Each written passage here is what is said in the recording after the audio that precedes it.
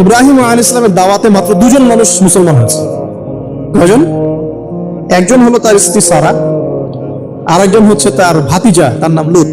ভাতিজার নাম কি? লুত। পরবর্তীতে তিনিও নবী হয়েছিলেন এবং তাকে সাদুম গোত্রের কাছে পাঠানো হয়েছিল। কোন পাপের কারণে? হোমোসেক্সুয়ালিটি, সমকামিতা, যেটা এখন বিজ্ঞাপন দিয়ে প্রচার করা হয়। এবং ঢাকা শহরে যদি একটা শুমারি করা হয়, দেখবেন এদের সংখ্যা কম হবে না। ঢাকা শহরে যদি শুমারি করা হয়, দেখবেন এদের সংখ্যা কম হবে না। এখন যদি ভূমিকম্প আসে, আমরা কি লা ইলাহা ইল্লাল্লাহ বলবো?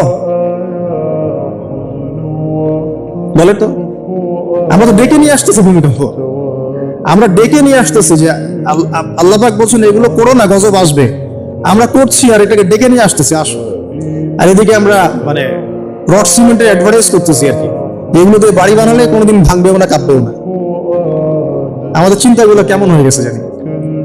আল্লাহ পাক জিনা, ব্যভিচার, মাদক, পর্নোগ্রাফি, এই সমকামিতার এই সব পাপের কারণে এরকম গজবগুলো নাজিল করেন।